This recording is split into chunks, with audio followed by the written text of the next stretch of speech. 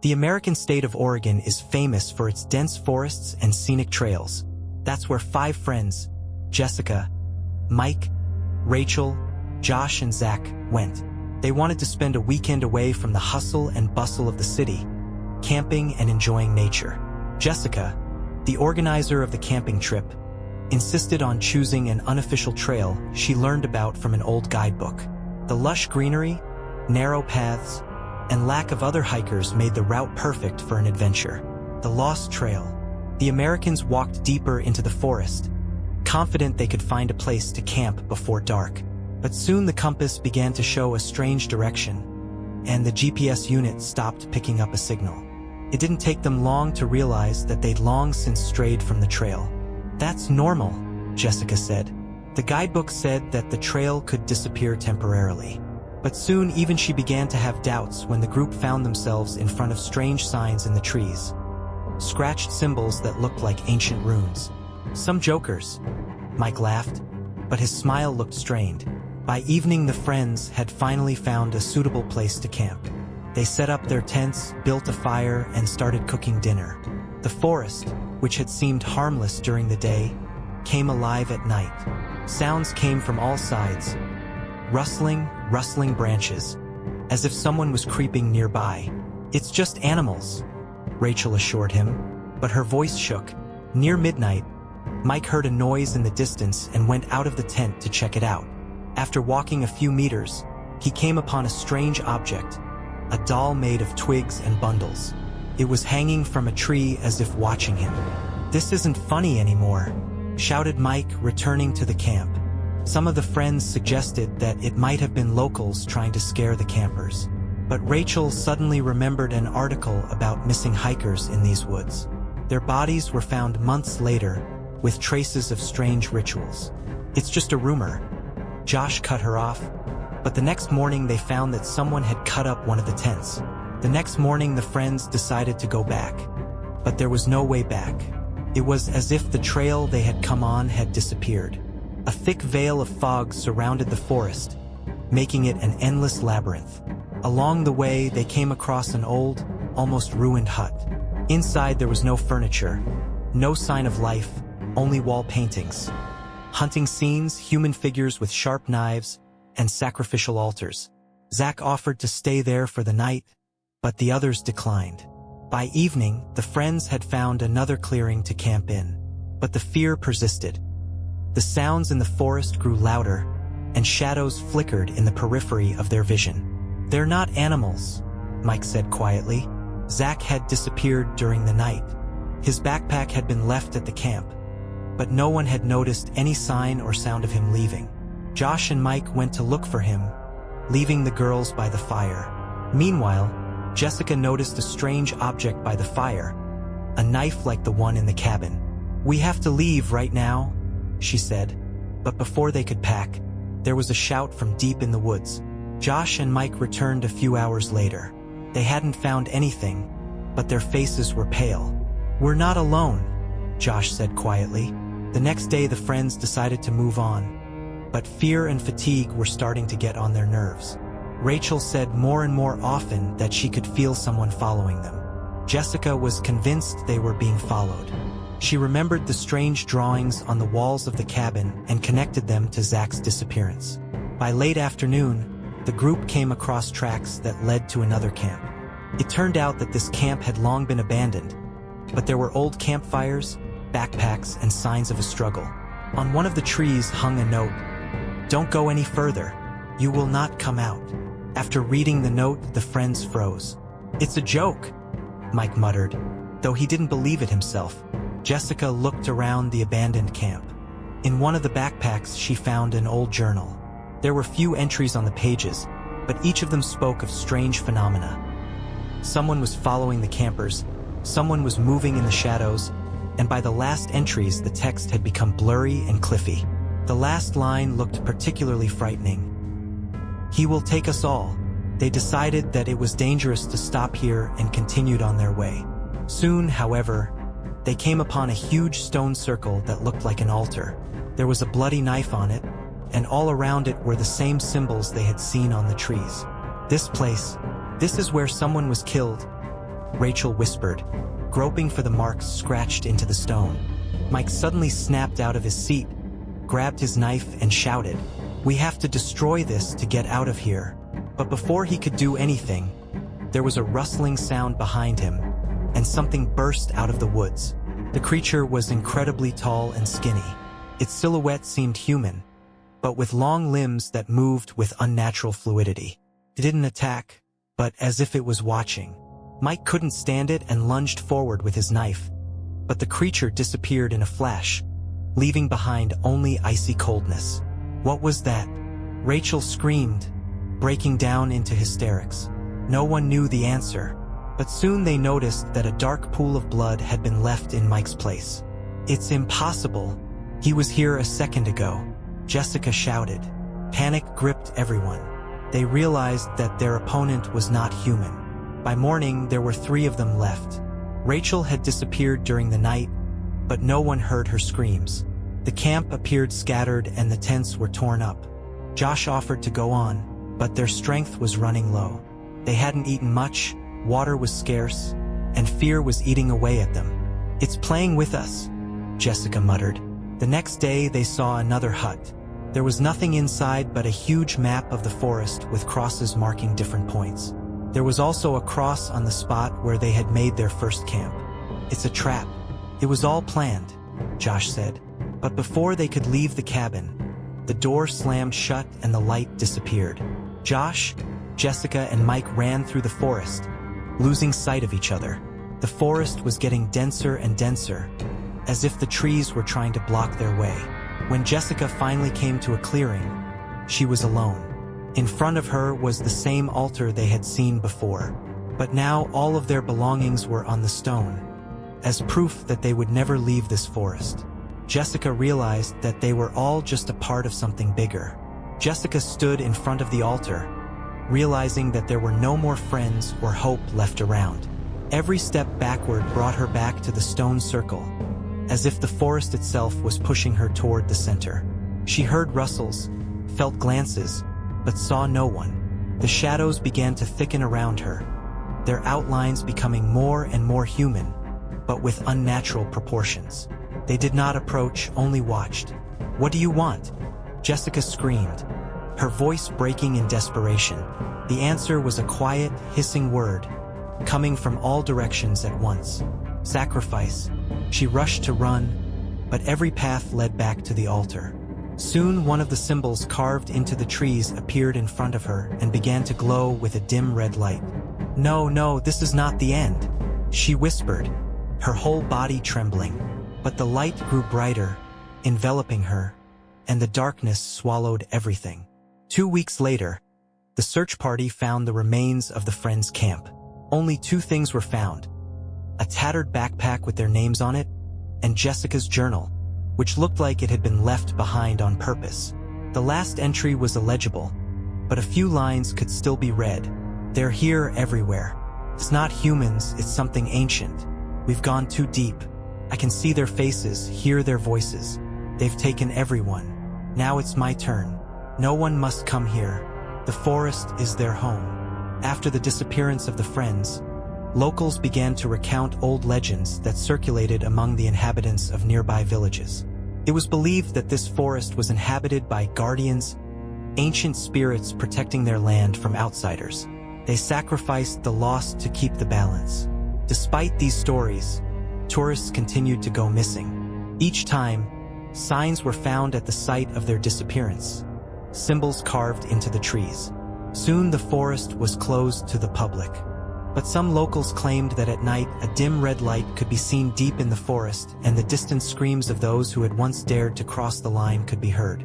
A year later, a young blogger interested in the story traveled to the closed forest in search of the truth. The last thing he managed to record on his camera were the words, "This place looks peaceful, but it feels like someone is watching me." The camera was found at the altar, but the blogger himself was not found. The forest was once again left alone, hiding its secrets from the world. Story 2. Hiking Forbidden Canyon. Death Valley in California has long attracted tourists with its rugged scenery. However, there were places the locals refused to enter, even despite tantalizing tales of abandoned mines and hidden treasures. One such place was the Canyon of Shadows, a stretch of desert rumored to have rumors that those who enter there never return. Despite this, a group of friends, Alex, Claire, Tom, Lisa, and Sean, decided to go there. They were seasoned tourists and bloggers eager to create unique content for their viewers. "Come on," Alex laughed as he loaded his backpack into the car. "We don't believe in those grandmother's fairy tales, do we?" Lisa, the most skeptical of the group, added, "Just a canyon, nothing supernatural. And the rumors are to discourage the curious." The friends planned to spend 2 days in the canyon, exploring the old mines and caves. They reached the entrance to the canyon by jeep, left the car, and set off. At first, everything seemed perfect. Sunshine, desert, stone cliffs. However, already in the first kilometers, they came across a warning sign. "No entry. Danger zone." Too official to be scary. Tom hummed and took selfies next to the sign. They crossed the forbidden sign and went deeper into the canyon. By noon, they reached an abandoned mine with the number 42 embossed on a metal plaque. The entrance was half blocked with rocks, but they could see a trail leading inside. "This is it," Sean said enthusiastically, pulling out a flashlight. "Imagine how many hits we'll get if we shoot a video inside." The group walked into the mine. It was cool inside, and the air smelled musty. The walls were covered with strange marks, like old indentations, as if someone had scratched the stone. "Probably tool marks," Claire suggested. But the deeper they went, the less logical the marks seemed. Now they looked more like drawings, symbols like pagan signs. Sean laughed. Apparently some of the workers were having fun. But the laughter stopped when a faint sound, like metal scraping on stone, was heard in the distance. "It's the wind," Alex said quickly. But there could be no wind inside the mine. While deep in the mine, they began to hear muffled sounds. Whispers, as if someone were saying their names. "Do you hear that?" Lisa asked, turning around sharply. "You're nervous?" Tom replied, trying to hide the tremor in his voice. They came upon a deep crevice where old rails, bent by time, led. It looked like a place that had been abandoned long ago. But Claire suddenly pointed her flashlight at a strange object, an old lantern lying at the edge of the rails. "Someone was here recently?" she whispered. Sean picked up the lantern, and underneath it was a piece of paper. On it were written the words, "Do not touch what belongs to the darkness." "This isn't funny anymore," Lisa said. But before they could discuss their find, there was a loud rumble behind them, and the tunnel lit up red for a moment. They ran back, but the path was littered with rocks that hadn't been there before. "It's a trap," Alex shouted. Sean suggested going back to the crevice and looking for another way out. But when they reached the place where they left their backpacks, their things were gone. "How is that possible?" Tom howled. Suddenly Lisa began to gasp. She pointed to the far end of the tunnel, where a shadow flickered. "Yeah, I saw it," she whispered. Tom tried to calm her, but suddenly something jumped out of the darkness and grabbed his arm. His scream echoed through the mine. Alex and Sean rushed to him, but he was gone. In his place, a huge bloody mark was left on the ground, leading into the darkness. "It's not human," Claire whispered, shivering. In desperation, the friends began to search for a way out. But no matter how they went, the tunnels became narrower and more twisted. New map-like symbols appeared on the walls. One of them pointed to an exit, but the arrow turned straight into a deep, gaping hole. "This is crazy," Alex said. "There's no way out." Sean stopped and suddenly noticed that there were only 3 of them left. Claire was gone. "We're losing everyone," he whispered. Suddenly, they heard her voice from the darkness. "Help me!" But as they rushed towards the sound, instead of Claire, a figure appeared in front of them, tall, dark, with long arms, looking for a victim. Alex, Lisa, and Sean froze as the dark figure appeared in front of them. It was tall, its outline distorted, as if the light from the flashlights couldn't stay on it. "Run!" Alex shouted, pushing Lisa backward. But instead of rushing in pursuit, the creature just stood there and watched.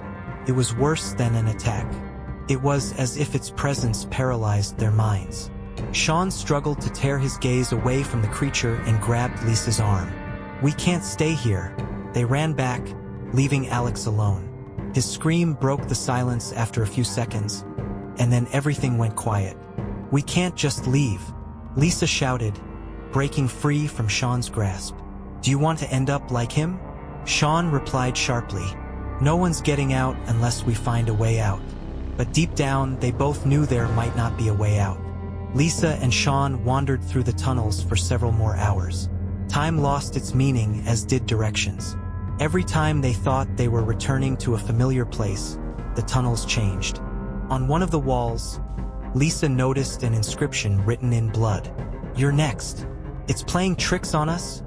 she whispered, feeling the growing fear paralyzing her. Sean tried to remain rational. He remembered that he had a signal light in his backpack.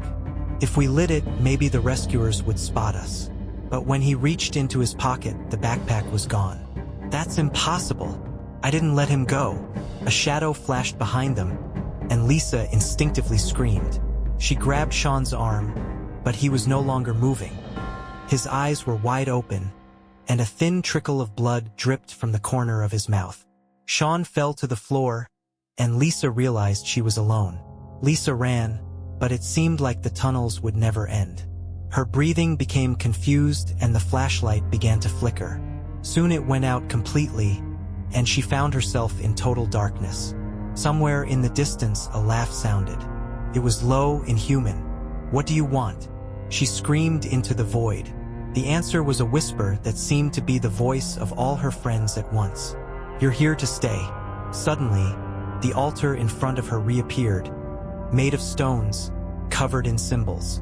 In the center lay her friends' belongings, backpacks, phones, even shoes. Lisa realized she was the next victim. "I won't give you this," she whispered and grabbed the stone sharply to destroy the altar. But before she could strike, something grabbed her arm. Cold, bony fingers slowly squeezed her wrist, causing her to drop the stone. Lisa looked up and saw the faces of her friends, now contorted and full of pain. "You're with us, Lisa," they whispered in unison. A few days later, a search team found their car parked at the entrance to Shadow Canyon. A smashed cell phone lay nearby, the last file on it a video. The video showed Lisa yelling into the camera, "Don't come here. This place is taking everyone. No one's getting out." The last frames showed her face illuminated by a flickering flashlight before the screen plunged into darkness. The rescuers hadn't found her or anyone in the group. The only evidence of their presence were the symbols carved into the walls at the mine entrance and the thudding sound still heard by those who dared to approach. Epilogue. Shadow Canyon was closed to tourists forever. But the locals told me that on quiet nights, you could hear screams and whispers coming from the depths of the mine. No one knows exactly what happened there, but one thing is certain. Those who go too far become part of the place. Story 3. Black Lake Mystery. A group of friends who decided to spend a weekend in the woods went on vacation to one of the most remote places in the state, where there was an abandoned black lake. The lake was considered beautiful and mysterious, but in recent years there had been rumors of people disappearing in its waters. The friends, deciding to forget all the warnings of the locals, set up camp by the lake and began to enjoy nature. For the first few hours, everything went perfectly. They built a fire, canoed, and enjoyed each other's company. But the farther into the forest, the stranger the atmosphere became. In the evening, as darkness engulfed the lake and the campfire began to die down, one of the friends, Jason, noticed a strange glow in the water. He decided to get closer, but as he stood on the shore, the water suddenly shook, and an obscure, misty figure rose from it. Jason shouted, but his shout was quickly drowned out by the sound of the water, and when they came to the lake, Jason was gone. The friends rushed to look for him, but instead they found only his backpack, from which fell an old note that read, "Don't you dare go near the water. It takes those who dare." This inscription shocked them, but no sooner had they retreated than they all began to hear strange noises, quiet voices coming from the depths of the lake. The atmosphere grew more threatening by the hour. The camp began to collapse. The tents toppled over on their own, and a heavy, suffocating darkness hung in the air. Lisa, one of the girls in the group, noticed that mysterious symbols began to appear on the trees. At that moment, they realized they were being haunted by something otherworldly. One by one, the friends disappeared, leaving behind only footprints in the dirt, strange notes, and empty tents. On the last night, with only Sarah left, she decided to get out. She was making her way through the woods when she suddenly came upon a long-abandoned cabin. There was fog and a strange odor inside, and symbols on the walls similar to what they had seen on the trees. In the hut, she found the remains of an old map and another note that said, "The Black Lake swallows those who disturb its peace. You will stay here forever." That night, Sarah disappeared. The next morning, a rescue team found their camp, but there were no people. The only evidence that they had been here were the photos Lisa had taken before she disappeared, showing shadows in the water. The locals believe that Black Lake is guarded by ancient spirits, and that anyone who dares to get too close becomes part of this cursed place. A few months after the group of friends disappeared, rumors about Black Lake began to spread again. But this time they weren't just stories from the locals. There were reports of other missing persons, as well as mysterious visions that began to appear to those who dared to approach the lake. The local authorities, concerned about the situation, organized several expeditions to investigate these disappearances. But each attempt to bring people back ended in failure. Only one team returned, but its members were in shock and could not remember what had happened. They spoke of an unimaginable fog and how the lake seemed alive, consuming their strength. The rumors reached the ears of Andrew, a young lad who was one of the close friends of the missing. He was determined to find out what was really going on with Black Lake. Andrew knew that he might have to risk everything to solve this mystery. Along with a few fellow hikers and night research equipment, he returned to the same forest. He hoped he could find an explanation for his friend's disappearance and understand why the lake was taking people away. Just like last time, the team set up camp at Black Lake. In the beginning, everything seemed like a normal camping trip. They set up their tents, lit a fire, and began to prepare for the night's explorations. But the further night fell, the more and more people began to feel strangely uneasy. The forest seemed to grow narrower, and the fog grew denser by the hour. Andrew noticed that the lake was becoming more threatening. Its surface was trembling, as if something was moving beneath it. He was sure it wasn't just a wind play. Later, as they began to check their instruments for nighttime explorations, one of the expedition members, Carl, went missing. His remains were not found until hours later, and his body looked as if it had gone through several phases of decomposition, as if he had disappeared in these woods for days or weeks rather than hours. But that wasn't all. As they searched further, they discovered something eerie. At the bottom of the lake lay a human figure that looked human, but its face was distorted, as if it had been pulled or compressed by the water. And all over its body were the same strange symbols they had seen on the trees and in the cabin. Andrew realized that the Black Lake wasn't just taking people, it was absorbing their essence, turning them into part of the lake itself so that it would continue to exist. The lake was alive, and it would not allow those who dared to seek answers to come out. The surviving members of the group tried to find a way to leave the place. But every time they tried to move away from the lake, the forest brought them back again and again, as if they were trapped. They decided they should try to break this cycle, and Andrew suggested using a map he found at the site where his group had disappeared. When they opened the map, they found an ancient spell on it that the record said was meant to break the connection between the lake and those who had drowned in it. But to do so, they needed to perform a ritual at sunset. As soon as they began to recite the spell, the forest shook and the water in the lake flashed with a bright light. Before they could complete the ritual, they felt the air around them become dense and everything around them began to fade into darkness. Ominous silhouettes began to approach them, and the fog thickened as if trying to swallow them up. Andrew took one last wave of his hand, trying to complete the words of the spell, and suddenly the ground beneath them opened up. The lake rumbled and swallowed everything around it, and Andrew disappeared into the dark waters. A few weeks later, the locals found the expedition's camp, but there were no people. They found strange footprints in the mud and scraps of notes, but the map with the spell itself was gone. The Black Lake had once again reclaimed its secrets. From that time on, no one dared to approach the lake. The legends of the Black Lake continued to live on in villages and towns, where they were told as a warning to those who tried to unravel the mystery of this mysterious and dangerous place. The lake remains alive and still takes those who dare to seek answers. Time passed and the Black Lake became part of the local mythology. People told scary stories, but no one dared to get too close. Only old men in the villages sometimes said that the lake had always been cursed, and that those who dared to disturb its peace became part of its sinister cycle. But all that changed when a group of archaeology students arrived in the village, determined to study the ancient myths and legends. They arrived with the intention of exploring the Black Lake, claiming they could unravel its mysteries with the help of modern technology. Although the locals tried to warn them, the archaeologists did not heed and continued their research.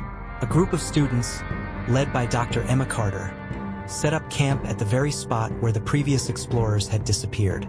Emma was an experienced archaeologist and believed that her knowledge would help them avoid all dangers. However, she didn't realize that the lake was much more powerful than she had imagined. The first night, when the students were camping, Emma noticed a strange light flickering on the water. When she came closer, figures suddenly appeared out of the fog on the lake, pale silhouettes of people standing in the water. Emma froze, unable to realize whether they were ghosts, reflections, or something else. At that moment, one of the students, James, suddenly rushed into the water, shouting that he had to save them. No one had time to stop him. His scream dissolved into mist, and his body disappeared as if he had been swallowed by the water itself. The next day, panicked and desperate, the group of archaeologists decided to leave the lake. But when they tried to leave, they found that the forest had become impassable.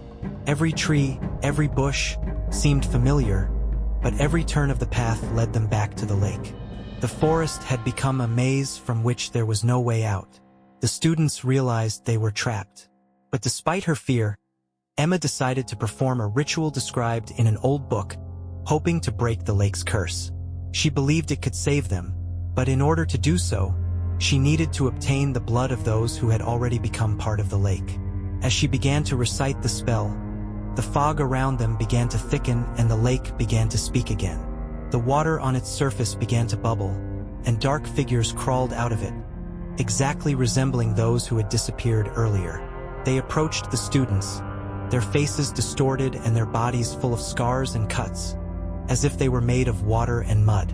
Emma realized that they could not be saved. She decided that the only way out would be to sacrifice herself to try to regain the freedom of others. She plunged into the cold waters of the lake, hoping that her death would break the cycle and that the shadows that had consumed so many lives would be gone. But as she plunged into the dark depths, she felt the water fill her lungs. Instead of drowning, she found herself in an underwater cave where she found a multitude of bodies, all of them motionless, as in soulless statues. Among them were the faces of her co-workers and others long since vanished, all of them part of the lake, tethered to it. When the search party returned weeks later to find the archaeologists, they found only a few footprints in the sand near the shore and empty tents. The lake was calm, as if nothing had happened. However, amongst the tent debris, they found several photos taken by Emma that showed strange shadows standing in the water. This was the last clue that remained of the vanished group.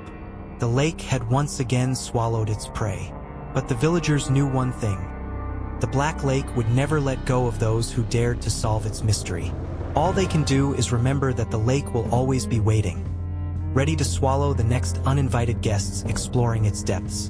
And so the Black Lake continued to stand, silent and unchanging, hiding its darkest secrets in its waters.